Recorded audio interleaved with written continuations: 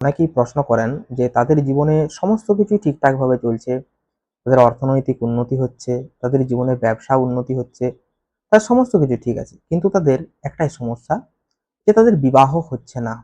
অর্থাৎ তাদের বিবাহ বিলম্ব হচ্ছে বা বিবাহের দেখাশোনা হয়তো ঠিক হয়ে গেল কিন্তু কোনো কারণে আবার সেই বিয়েটা ক্যান্সেল হয়ে গেল। এই যে বিবাহে একের পর এক বাধা, এটা কেন হয়? এ নিয়ে কিন্তু অনেকেই প্রশ্ন করেছেন। তো এই যে বিবাহ বিলম্ব, এই বিবাহ বিলম্বের পিছনে যে জ্যোতিষীয় ব্যাখ্যাটা কি সেটা নিয়ে আজ আমি আপনাদের সঙ্গে আলোচনা করব। তো ভিডিওটা অবশ্যই শেষ পর্যন্ত দেখার জন্য প্রত্যেককে অনুরোধ রইল। তো দেখুন, জ্যোতিষ শাস্ত্রতে আমরা জানি যে 12টি ভাবের কথা বলা হয়েছে। অর্থাৎ লগ্ন, দ্বিতীয়, তৃতীয়, চতুর্থ, পঞ্চম, ষষ্ঠ, সপ্তম, অষ্টম, নবম, দশম, একাদশ এবং দ্বাদশ। অর্থাৎ এই যে 12টা ভাব, এই 12টা ভাব কিন্তু বিভিন্ন বিষয় নিয়ে আলোচনা করে। তো প্রতিটা ভাবের কিছু কিছু গুরুত্ব রয়েছে। তো সেই সমস্ত বাকি যে ভাবগুলো রয়েছে সেগুলোকে নিয়ে আমি আজ এখানে আলোচনা করছি না। তো আজকে আমি যে ভাবটাকে নিয়ে আলোচনা করব সেটা হচ্ছে বিবাহের ভাব। অর্থাৎ এই প্রত্যেকটা ভাবের মতোই কিন্তু বিবাহেরও একটা ভাব রয়েছে। তো সেটা কি? না, সেটা হচ্ছে সপ্তম ভাব, অর্থাৎ 7 নম্বর ঘর। অর্থাৎ এই 7 নম্বর ঘর থেকে কিন্তু বিবাহকে দেখা হয়। অর্থাৎ এই 7 নম্বর ঘর থেকে আমরা বিবাহ, তার যে দাম্পত্য জীবন কেমন হবে সেটাকে আমরা দেখব। তার জীবন সঙ্গিনী কেমন হবে বা জীবন সঙ্গী কেমন হবে সেটাকে আমরা দেখব। 7 নম্বর ঘর থেকে কিন্তু আমাদের যে ব্যবসা, সেই ব্যবসাকেও কিন্তু দেখা হয়ে থাকে। তো এই যে 7 নম্বর ঘর, মানে বিবাহের ক্ষেত্রে 7 নম্বর ঘরটাকেই যে শুধুমাত্র দেখা হয় ব্যাপারটা এমন নয়। 7 নম্বর ঘর হচ্ছে বিবাহের একটা প্রধান ঘর। এর সাথে কিন্তু আরো অনেক ক্রাইটেরিয়া রয়েছে, আরো অনেক গ্রহের অবস্থান, তাদের ডিগ্রিগত অবস্থান, নিচস্থ, উচ্চস্থ, তার যে হোরাংশ বা তার নবাংশ, তার সপ্তমাংশ, সমস্ত কিছুকে বিশ্লেষণ করে তবেই কিন্তু ফাইনাল ডিসিশনে উপনীত হওয়া যায় যে বিবাহের বিলম্বিত হওয়ার কারণটা কি। তো মেনলি এই যে 7 নম্বর ভাব বা সপ্তম ভাব, এই সপ্তম ভাব কিন্তু বিবাহের ভাব। এরপর দেখা গেল যে কারুর জন্মকুণ্ডলিতে সমস্ত কিছু ঠিক আছে, কিন্তু এই যে সপ্তম ভাবটা কোনো না কোনোভাবে হয়তো দুর্বল হয়ে গেছে, তখনও কিন্তু বিবাহে কিন্তু দেরি হয়ে যায়। অর্থাৎ তার সহজে বিয়ে হতে চায় না এই সপ্তম ভাব দুর্বল থাকার কারণে। তো এরপর আপনারা বলতে পারেন যে সপ্তম ভাব দুর্বল আমরা কিভাবে বুঝবো? দেখুন, এই যে সপ্তম ভাবটা, এই সপ্তম ভাবে দেখা গেল কোনো কারণে একটা গ্রহ বসে রয়েছে কিন্তু সেটা নিচস্থ হয়ে বসে আছে, তখন আপনি বুঝে যাবেন যে সপ্তম ভাবটা আপনার দুর্বল। তো সপ্তম ভাব দুর্বল হলে কিন্তু বিবাহে বিলম্ব নিয়ে আসে। আর কি নিয়ে আসে?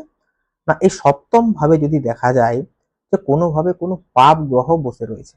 অর্থাৎ পাপ গ্রহ বলতে এখানে সাধারণত শনি, রাহু, কেতু এগুলোকে বোঝায়। তো এরা যদি কোনোভাবে এই 7 নম্বর ঘরে বসে থাকে তাহলেও কিন্তু বিবাহ বিলম্ব ঘটিয়ে দেয়। অর্থাৎ 7 নম্বর ঘরে কিন্তু পাপ গ্রহের অবস্থান, এবং সেই ঘরে, অর্থাৎ এই 7 নম্বর ঘরে যদি পাপ গ্রহের কোনোরূপ দৃষ্টিও থেকে থাকে তাহলেও কিন্তু বিবাহ বিলম্ব করে দেয়।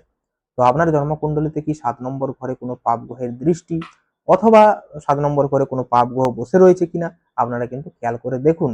যদি দেখেন যে আপনার এখানে বসে রয়েছে এবং আপনার বিবাহে বিলম্ব হচ্ছে তাহলে বুঝে যাবেন যে জন্মকুণ্ডলিতে 7 নম্বর ঘরটাই আপনার প্রবলেমের কিন্তু প্রধান কারণ এই বিবাহ বিলম্বের পিছনে। এ হলো 7 নম্বর ঘর। শুধুমাত্র যে 7 নম্বর ঘর থেকেই বিচার হয় আমি ব্যাপারটা এমন বলিনি প্রথমে।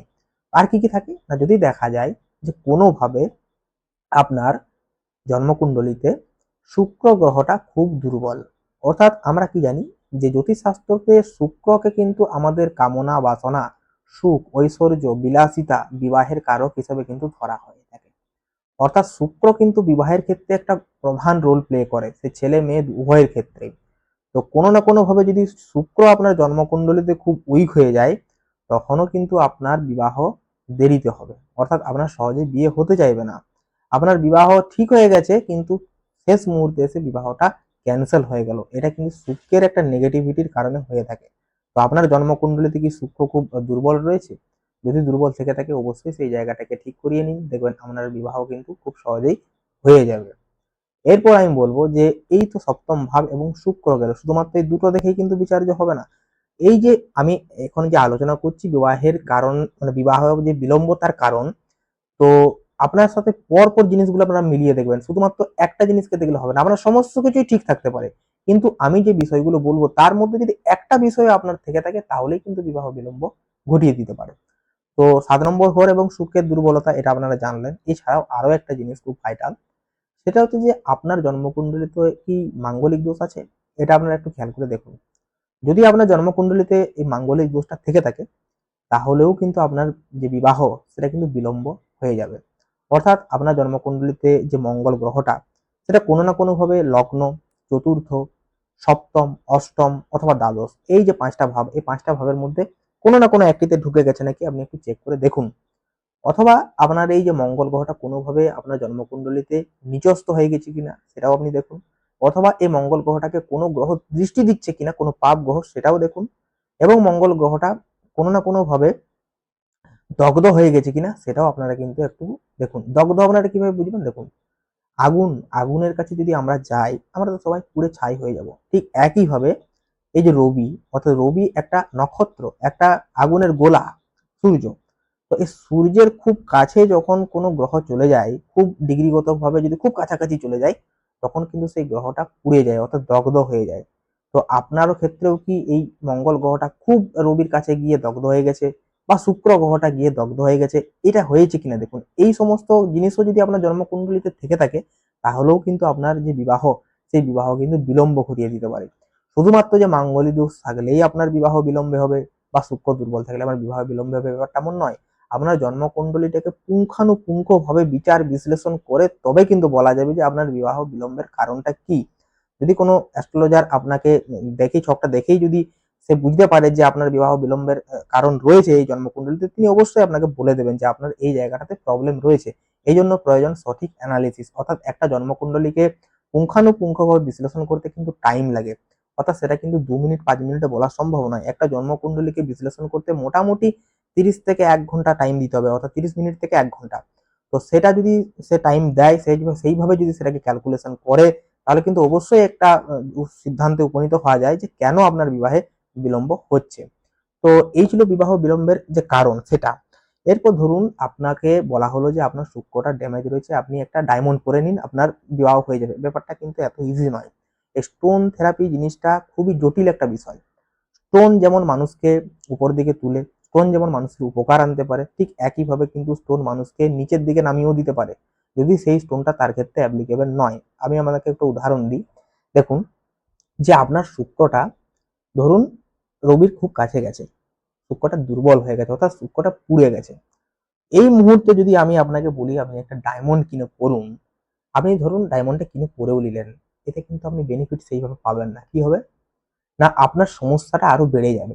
কেন বেড়ে যাবে সেটা বলি।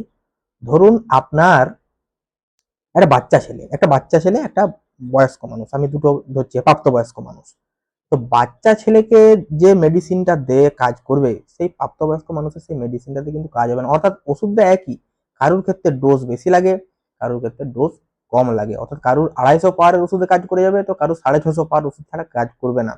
ঠিক একইভাবে শুক্র যদি আপনার কোনোভাবে নিচস্থ হয়ে যায়, শুক্র যদি কোনোভাবে আপনার দুস্থানগত হয়ে যায়, অর্থাৎ অষ্টম, দ্বাদশ বা ষষ্ঠ ঘরে রয়ে যায়, তখন আপনাকে যদি কেউ ডায়মন্ড প্রেফার করে, সেই ডায়মন্ডটা আপনাকে যথেষ্ট বেনিফিট দেবে। কিন্তু কোনো কারণে যদি কোনো গ্রহ দগ্ধ হয়ে যায়, তখন যদি কেউ কাউকে সেই বলে ডায়মন্ড কিনে পড়তে, সেই ডায়মন্ডের কোনো কাজ হবে না, টাকাটা জলে জলে যাবে। তখন তার পাওয়ারটা কম লাগবে, তখন তাকে কি দিতে হবে না, তখন তাকে কিন্তু শুক্রের যে সাবস্টোন রয়েছে, অর্থাৎ হীরা সাবস্টোনকে আমরা কি ভাবি না, হোয়াইট জারকান, সেটা স্ফটিক হতে পারে, সেটা হানি ওপেল হতে পারে। তো এই যে রত্নগুলো রয়েছে, এই রত্নগুলো কিন্তু তার ক্ষেত্রে অ্যাপ্লিকেবল হয়ে যাবে। অর্থাৎ একটা স্টোন থেরাপি করার আগে সেই গ্রহকে কিন্তু সঠিকভাবে জানা প্রয়োজন, সেটা কত ডিগ্রিতে রয়েছে, সেটা দুর্বলতা কতটা, সেটা আদেও কতখানি নেগেটিভ ফল দিচ্ছে, সমস্ত কিছু বিশ্লেষণ করে তবেই কিন্তু আপনাকে রেমেডিতে উপনীত হতে হবে। অর্থাৎ স্টোন থেরাপি বিষয়টা কিন্তু এত সহজ বিষয় নয়, প্রতিকারের বিষয়টাও কিন্তু এত সহজ বিষয় নয়। তো স্টোন অবশ্যই আমাদের উপকারে আসে। স্টোন যদি মানুষের উপকারে না আসতো, তাহলে দীর্ঘদিন ধরে মানুষ এগুলো কিন্তু এত এত টাকা খরচ করে কিনতো না। একটা সময় কিন্তু এগুলো বন্ধ হয়ে যেত। তো স্টোন মানুষের উপকারে অবশ্যই আসে, এবং সেই সাথে স্টোনকে কিন্তু যত্ন করতে হবে, মাঝে মধ্যে সেটাকে খুলে ব্রাশিং করতে হবে, এবং সেই সাথে স্টোনের পাশাপাশি কিছু গ্রহের কিন্তু আমাদের যে বীজ মন্ত্র রয়েছে, সেই বীজ মন্ত্রকে কিন্তু পাঠ করতে হবে, এবং সেই সাথে কিছু মন্দিরে গিয়ে সঠিকভাবে কিন্তু সেই পূজা অর্চনার মাধ্যমে নিজেকে ঈশ্বরের কাছে কিন্তু নিবেদন করতে হবে। অর্থাৎ আমাদের সমস্ত কিছুর মূলেই কিন্তু ঈশ্বর রয়েছে। ঈশ্বর ব্যতীত আমরা কোনো স্টোন ধারণ করে কিন্তু উন্নতি করতে পারবো না। আমাদের যে কোনো রত্ন ধারণ করার পূর্বে আমরা একটা কথাই বলে রাখি যে সেটাকে সঠিক শোধনপূর্বক ধারণ করতে হবে এবং সেটা অবশ্যই ঠাকুরের কাছে পুজো দিয়ে, নাম গোত্র দিয়ে পুজো দিয়ে সেটাকে ধারণ করতে হবে। ঈশ্বরের আশীর্বাদ যদি না থাকে কোনো কিছুতেই কিন্তু আমাদের পরিবর্তন হবে না। অর্থাৎ শেষ পর্যন্ত কিন্তু আমাদেরকে ঈশ্বরের কাছে যেতে হবে। অর্থাৎ আপনার জন্মকুণ্ডলিতে যদি এই ধরনের কোনো নেগেটিভ জায়গা থেকে থাকে যে আপনার বিবাহ হচ্ছে না, তখন অবশ্যই কিন্তু আপনারা সঠিক একজন অ্যাস্ট্রোলজারের কাছে গাইডেন্স নিন। তিনি অবশ্যই আপনাদেরকে সঠিক পথ দেখাবেন।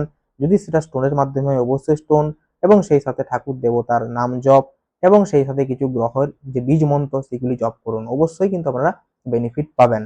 তো এই ছিল আজকের আলোচনা। দেখা হচ্ছে পরের ভিডিওতে। সকলে ভালো থাকুন। ধন্যবাদ।